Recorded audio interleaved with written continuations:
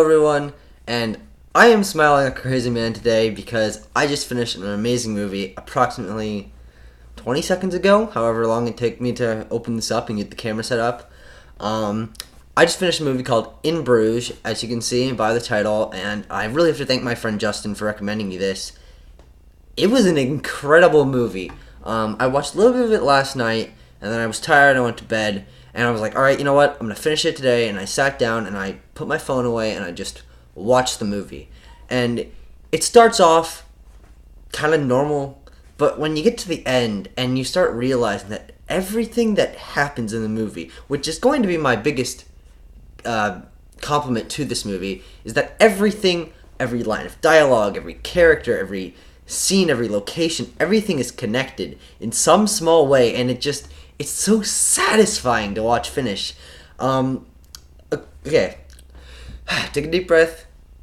A summary. So, the story of In Bruges follows a couple of hitmen, one guy named Ray, played by Colin Farrell, and one guy named Ken, who I don't know the actor's name, but he did a fantastic job.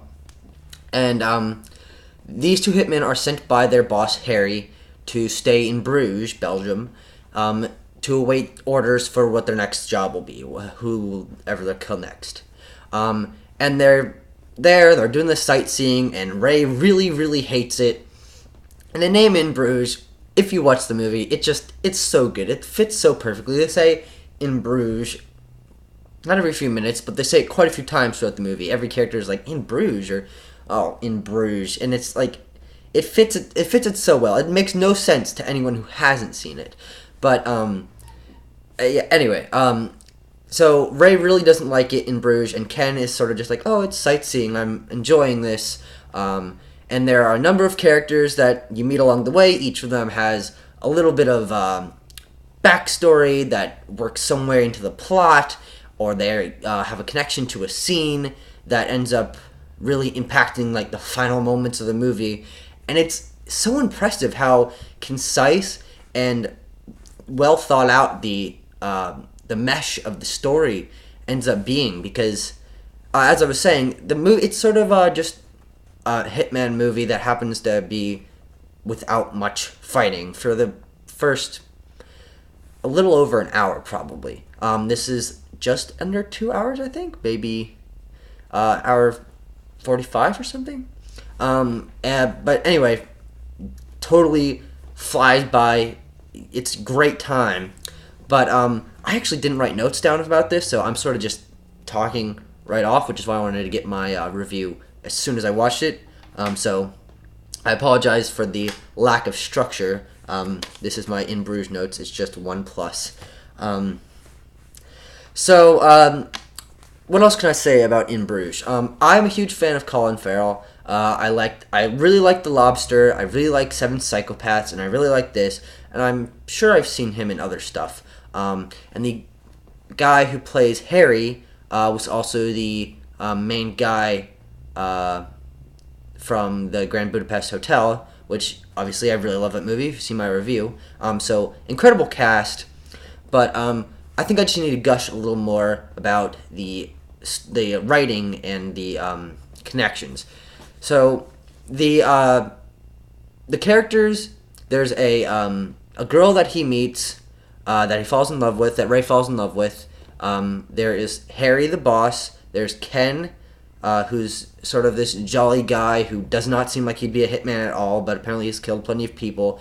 And every character has internal conflict and their own morals that you have to adjust to each time that you're seeing something from another character's point of view.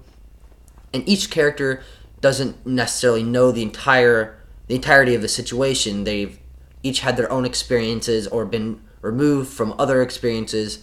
So not everyone knows what's going on except for you, the viewer.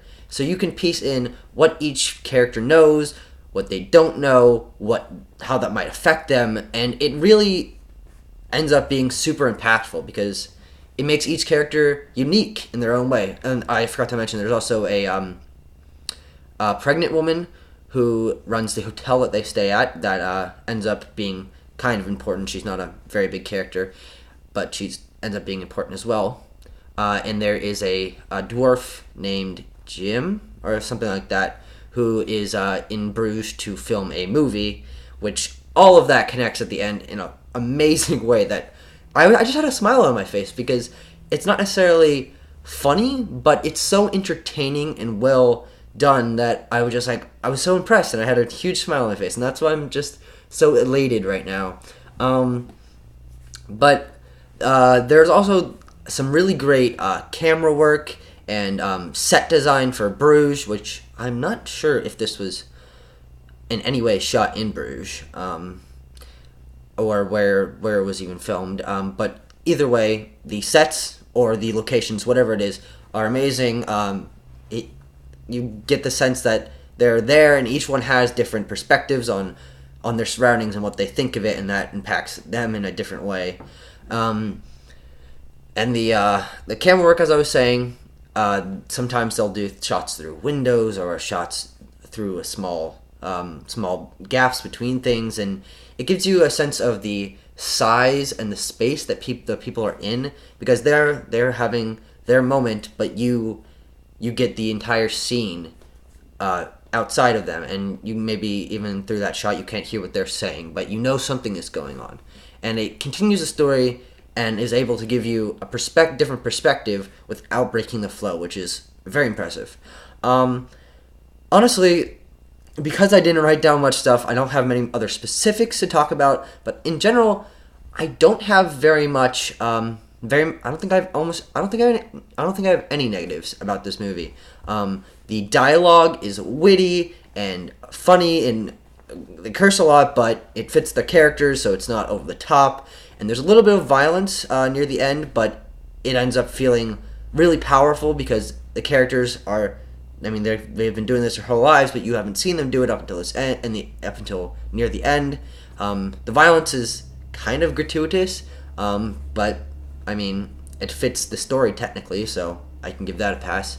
But yeah, in general, just an incredibly written, and the score is good. I don't remember specific moments where it stuck out, but did its job. Helped set up the mood and the characters and their whatever situation they were in.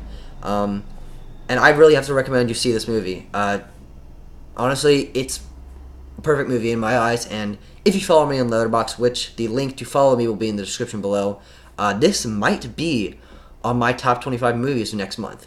If you don't know, I actually update my top 25 movies of all time every month with new movies that I've seen or ones that I realized should be on there. This past month I added WALL-E, which was probably my favorite animated movie since I was a kid. I just have so much memories about that movie.